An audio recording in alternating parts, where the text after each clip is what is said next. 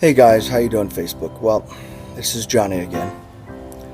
Well, today, my wife and I and my daughter, one of my daughters, we went to different homes that were racked by the flood disaster that just took place in Baton Rouge a couple of weeks ago.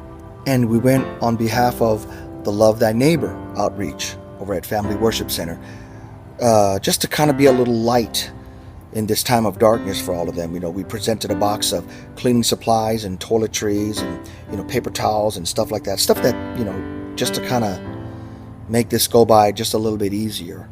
But one of the things that I noticed was it was the same story all around with everyone that we spoke with. They weren't in a flood zone. This never happened before. And they're surprised that they're not getting the help that they thought they would get, the much needed help to get their lives back in order. And especially in the Denham Springs area, you could see this look of depression and, I guess, anguish on all of their faces. They all had that same look in their eye, that they've just been through a whirlwind and don't know which way to turn.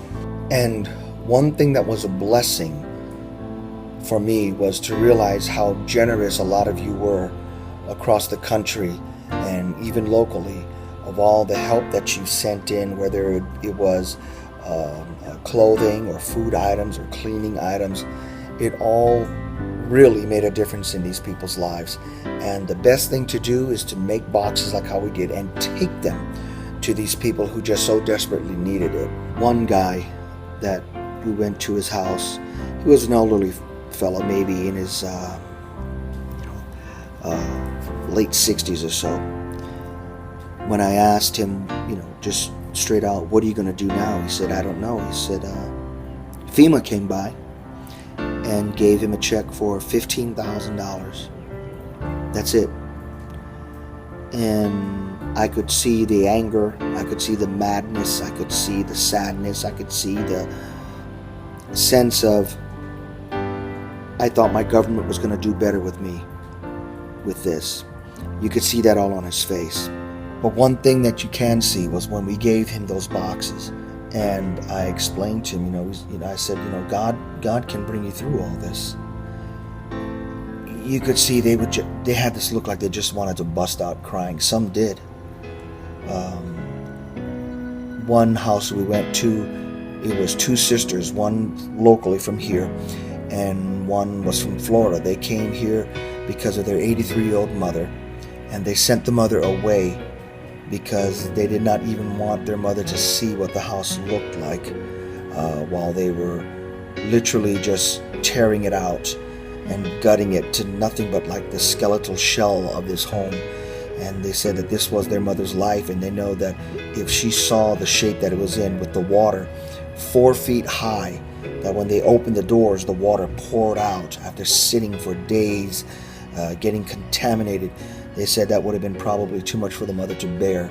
So they sent her out away somewhere, and she's probably never going to see her house in the state that it was in after the flood, and probably a good reason that she shouldn't see it like that. The fact is that amongst all the corruption that's going on, there is a lot of help.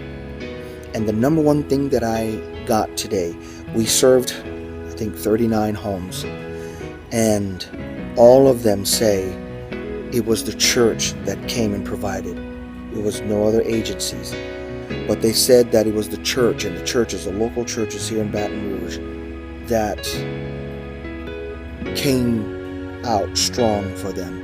and made this whole unbearable situation a little more bearable. So know, if you were one of those that helped out with this outreach or any church outreach during the flood victims, I take my hat off to you and I applaud you, because it's the church that finally unified in this town and came together and did what it was supposed to do, which is what this outreach is all about, and that is to love thy neighbor. God bless you.